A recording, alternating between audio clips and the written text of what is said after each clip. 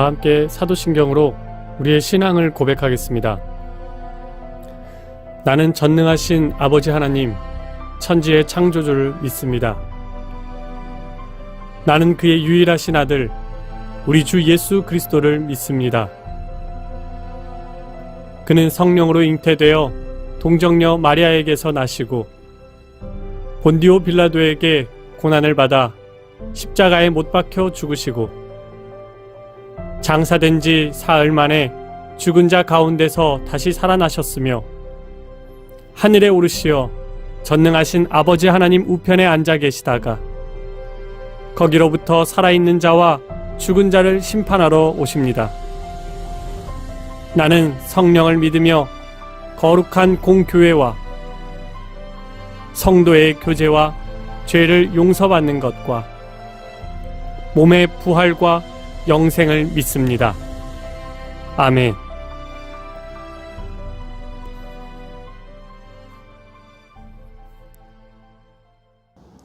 자, 우리 같이 오늘 우리에게 주신 말씀 같이 읽겠습니다. 에스겔서 2장 1절부터 10절까지 말씀입니다. 에스겔서 2장 1절부터 10절까지 말씀입니다. 같이 읽습니다. 그가 내게 이르시되 인자야 내 발로 일어서라 내가 내게 말하리라 하시며 그가 내게 말씀하실 때 그 영이 내게 임하사 나를 일으켜 내 발로 세우시기로 내가 그 말씀하시는 자의 소리를 들으니 내게 이르시되 인자야 내가 너를 이스라엘 자손 곧 패역한 백성 나를 배반하는 자에게 보내노라. 그들과 그 조상들이 내게 범죄하여 오늘까지 이르렀나니 이 자손은 얼굴이 뻔뻔하고 마음이 굳은 자니라. 내가 너를 그들에게 보내노니 너는 그들에게 이르기를 주 여호와의 말씀이 이러하시다 하라. 그들은 패역한 족속이라. 그들이 듣든지 아니 듣든지 그들 가운데에 선지자가 있음을 알지니라. 인자야 너는 비록 가시와 찔레와 함께 있으며 전갈 가운데 거주할지라도 그들을 두려워하지 말고 그들의 말을 두려워하지 말지어다. 그들은 패역한 족속이라도 그 말을 두려워하지 말며 그 얼굴을 무서워하지 말지어다. 그들은 심히 패역한 자라. 그들이 듣든지 아니 듣든지 너는 내 말로 고할지어다. 너 인자야 내가 내게 이르는 말을 듣고 내 패역한 족속같이 패역하지 말고 내 입을 벌리고 내가 내게 주는 것을 먹으라 하시기로 내가 보니 보라 한 손이 나를 향하여 펴지고 보라 그 안에 두루마리 책이 있더라. 그가 그것을 내 앞에 펴시니 그 안팎에 글이 있는데 그 위에 애가와 애곡과 재앙의 말이 기록되었더라. 아멘. 샬롬. 우리가 다시 이렇게 온라인으로 예배드리게 됐는데 우리 오프라인으로 만나지 못하지만 온라인으로 다시 예배드리면서 우리 친구들의 신앙이 더 오히려 성장할 수 있는, 굳건해질 수 있는 계기가 되길 바랍니다. 자, 경남 통영에 가면 관광명소가 많이 있는데 그 중에 관광객들에게 가장 인기가 많은 관광명소가 바로 동파랑 마을이에요. 동파랑 마을은 마을 전체가 알록달록한 색깔로 칠해져 있고요. 그 중에 사람들이 그린 벽화가 있는데 그러면서 사람들이 그 골목길마다 다니면서 그 벽화를 보면서 감수성을 가지고 마치 영화의 한 장면을 보는 것처럼 아주 큰 감동을 받는다고 해요. 사실 원래 이 마을은 철거 예정지입니다. 왜냐하면 마을 전체가 너무나도 낙후되어 있기 때문이죠. 그런데 철거 소식을 들은 어느 시민단체가 주도해서 한 사람, 두 사람 모이기 시작해서 그 낡은 마을의 그 각 가정마다의 담벼락에 이제 벽화를 그리기 시작한 거예요. 그래서 지금은 관광객들의 발길이 끊이지 않는 어떤 새로운 관광명소로 변모한 것이죠. 결국 사라질 뻔했던 이 빈민촌 그리고 아주 낙후된 마을이 완전히 새로운 모습으로 새로운 마을로 변화되게 된 것입니다. 오늘 우리에게 주신 이 본문의 말씀은요, 바로 이 벽화가 그려지기 전에 동파랑 마을의 모습 같다고 할 수 있어요.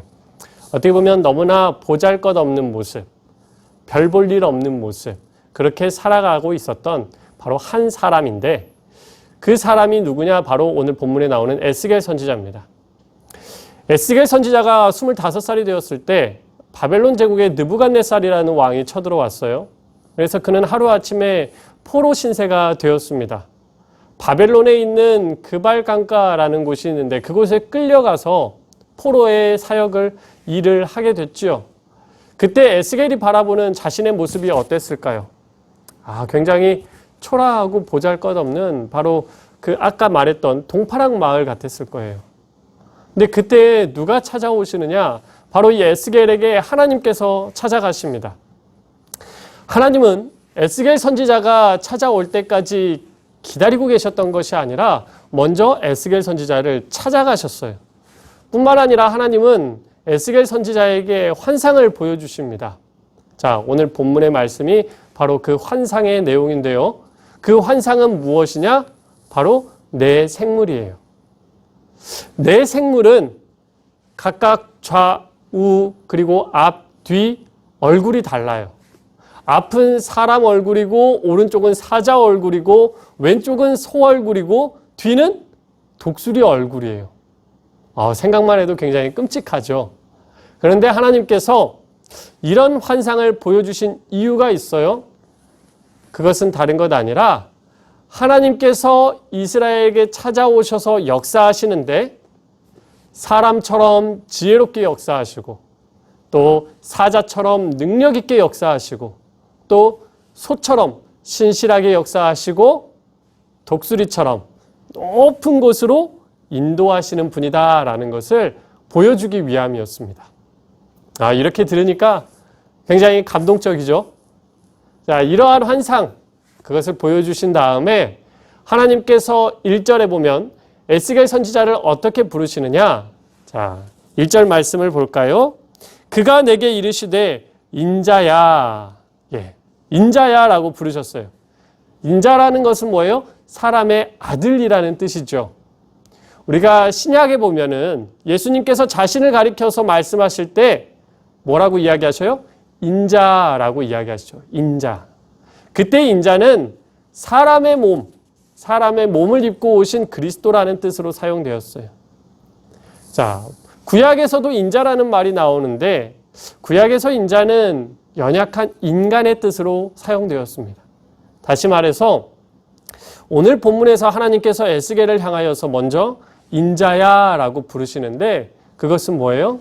사람의 몸, 사람의 육신으로서, 인간으로서 얼마나 에스겔이 초라하고 연약한 존재냐라는 것을 먼저 알려주시는 거예요. 네, 맞아요. 에스겔은 초라하고 연약한 존재예요. 우리도 그렇죠? 그는 사사기에 나오는 삼손처럼 어떤 1000명이나 되는 대적을 혼자 무찌를 수 있는 그런 괴력을 가진 천하장사가 아니잖아요. 한마디로 그는 파리목숨과 같은 존재잖아요. 하지만 그 다음에 하나님께서 뭐라고 말씀하시느냐? 내가 내게 말하리라. 내 발로 일어서라. 자, 여기서 일어서라는 것은 하나님 환상 앞에 단순히 엎드리지 말고 일어서라. 그런 의미가 있습니다만, 자, 더 중요한 의미가 있어요. 바로 이 절망의 시기에서, 절망의 자리에서 일어나라는 거예요. 자, 에스겔이 앞에서도 말했지만 뭐로 끌려왔어요? 포로로 끌려왔다고요. 에스겔뿐만 아니라 이스라엘 백성들도 포로로 끌려왔어요. 얼마나 절망적입니까? 근데 그들에게 에스겔이 나가서 뭘 해야 될까요? 맞아요. 일어나서 하나님 말씀을 전하라는 거예요. 일어나서 하나님의 말씀을 그들에게 증거하고 너 또한 하나님 말씀을 가지고 담대하게 살라는 거예요. 근데 이런 말을 들었을 때 에스겔 마음이 어떨까요?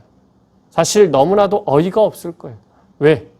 에스겔은 앞에서도 말했듯이 슈퍼맨이 아니라 인자에 불과하잖아요. 보잘것없는 포로 신세고 뭐 어떤 삼손처럼 능력을 가진 것도 아니고 모세처럼 어떤 특별한 지팡이가 있는 것도 아니고. 그죠?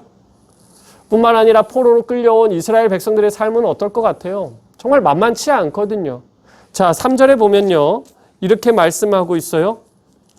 하나님께서 그들을 보실 때, 자, 곧 패역한 백성, 그리고 배반하는 자.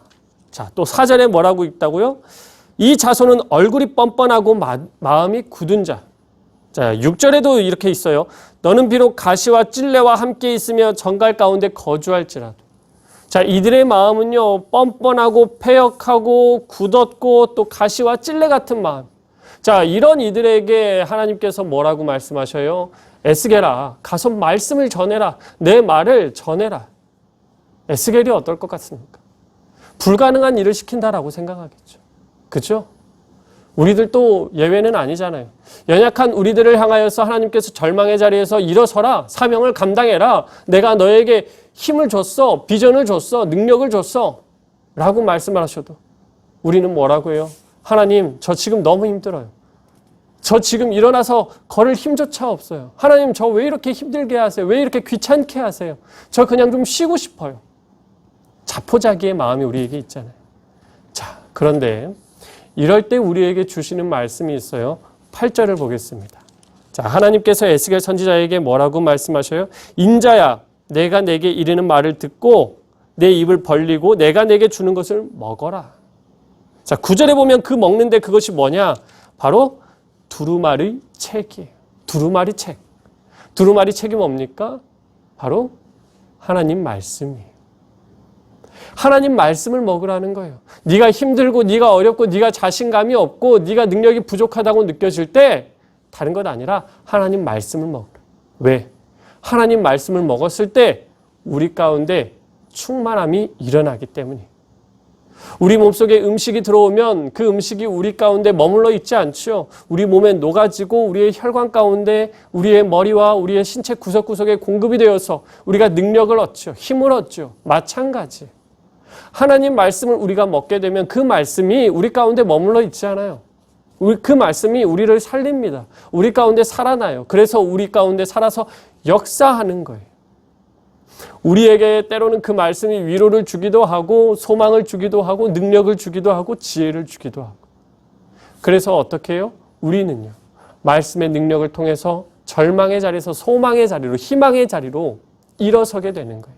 그것이 바로 말씀의 능력이에요. 아무리 하나님께서 이런 말씀의 능력을 알려주는데 그런데 그 말씀을 먹지 않으면 그 말씀을 사모하지 않으면 아무런 유익도 없고 아무런 능력도 나타나지 않는 거예요. 자, 오늘날 선교지에 보면요, 참 놀라운 일들이 많이 일어나죠. 가난과 질병, 그리고 억압과 핍박, 전쟁 등 정말로 수많은 일들이 일어나는데 그 가운데서도 여러분 뭐가 일어날까요? 하나님의 능력이 나타나요. 하나님께서 그 선교 각지에 보낸 선교사님들을 통해서 하나님의 능력을 나타내셔요. 그런데 여러분, 그 하나님의 능력이 선교사님을 통해서 어떻게 나타날까요? 그 선교사님을 통해 무엇을 통해 나타날까요? 우리 교회가 선교하는 어떤 옷을 통해서 나타날까요? 돈을 통해서 나타날까요? 우리가 전해주는 약을 통해서요? 아니면 어떤 초코파이 음식을 통해서요? 그렇지 않아요. 하나님께서 그 가운데서 선교사님을 통하여서 주실 때에는 가장 먼저 어떤 능력을 통해서 주시느냐? 말씀의 능력을 통해서 주시는 거예요. 말씀의 능력을 통해서 그들의 가정이, 그들의 학교가, 그들의 삶이 회복되게 하시는 거예요. 선교사님의 말씀, 그것은 바로 곧 하나님께서 그 백성들에게 주시는 말씀. 그렇기 때문에 오늘 우리에게도 뭐라고 말씀하셔요? 말씀을 먹으라고 말하시는 거예요. 그 말씀을 믿음으로 먹을 때 우리 삶 속에서 놀라운 역사가 일어나기 때문에 그 말씀을 먹고 그 말씀의 능력으로 일어서라고 이야기하는 겁니다. 사랑하는 청소년 여러분, 하나님은 우리를 홀로 내버려 두시지 않으셔요. 무엇으로 함께 하시느냐? 바로 말씀으로 우리와 함께 하셔요. 그 말씀으로 우리와 함께 계시면서 우리에게 지혜도 주시고 능력도 주시고 비전도 주시는 거예요. 하나님, 왜 나에게 기회를 주지 않으세요? 왜 나에게 힘을 주지 않으세요? 하나님, 나에게 왜 함께 해주지 않으세요? 아니요. 하나님은 이미 여러분들에게 힘을 주셨고 능력을 주셨고 이미 여러분들과 함께하고 계셔요. 무엇으로요? 바로 이 말씀을 통해서 말입니다. 이제 우리 교회가 코로나로 어려운 시기에 닥쳐 있으면서 한 가지 운동을 시작했어요. 그것은 다른 것 아니라 바로 전교인 성경필사라는 운동을 시작했는데, 여러분 아마 성경필사를 처음 권면받았을 때 그런 생각 많이 들었을 거예요. 아, 목사님 왜 또 이런 귀찮은 일을 시키시지? 아, 선생님 나 공부하는 것도 바쁜데, 특히나 우리 고3 수험생들 정말 눈코 뜰 새 없이 스트레스와 바쁜 가운데 있을 텐데 왜 이런 부담스러운 것을 맡기시지? 네, 여러분 오히려 그렇게 생각하지 말고 여러분들의 생각을, 아, 하나님께서 이 시간을 통하여서 나에게 힘을 주시려고 하는구나, 능력을 주시려고 하는구나, 하나님을 경험하게 하시려고 하는구나 라고 바꿔보았으면 좋겠습니다. 그리고 기쁜 마음으로 그 성경필사에 참여하는 여러분이 되었으면 좋겠습니다. 하나님의 말씀은 여러분들을 결코 외롭게 하지 않습니다. 슬프게 하지 않아요. 반드시 여러분에게 힘이 되고 능력이 되고, 앞서 말했듯이 여러분들에게 양분이 되어서 여러분들의 삶을 여러분의 몸처럼, 그 몸에 있는 음식들처럼 아주 골고루게 퍼져서 능력 있게 만들 거예요. 한 절 한 절 내가 하나님의 말씀을 작성하면서 하나님께서 나에게 바라시는 소망이 무엇인지, 나에게 기대하는 것이 무엇인지, 또 내가 어떤 삶의 방향을 가지고 어떤 생각을 가지고 내가 하루하루를 살아야 되는 것인지, 특별히 이 청소년 시기에 유혹도 많고 스트레스도 많고 많은 갈등들도 많은 이때에 하나님께서 나에게 어떤 위로로 또 어떤 지혜로 함께 하시는지 여러분들이 말씀을 통해서 깊이 깨닫게 되기를 주님의 이름으로 간절히 축원합니다. 함께 기도하겠습니다. 사랑과 은혜가 충만하신 하나님 감사합니다. 우리가 하나님의 말씀을 오늘 또 사모하며 이 자리에 나왔습니다. 날마다 그 말씀을 더욱더 깊이 사모하는 자들 되게 도와주시고, 그 말씀이 우리 마음 가운데 또 우리 삶 가운데 양분이 됨을 깊이 깨닫고 그 말씀을 날마다 쫓아 살아가는 믿음의 백성 되게 도와주시옵소서. 말씀을 소홀히 하지 않고 늘 가까이 묵상하고 읽고 또 들으면서 하나님과 더불어 살고 또 하나님께서 주신 뜻을 이 세상에 나가서 펼쳐 보일 수 있는 믿음의 자녀들 될 수 있도록 주님 인도하여 주시옵소서. 사랑이 많으신 예수님 이름으로 감사하며 기도합니다. 아멘.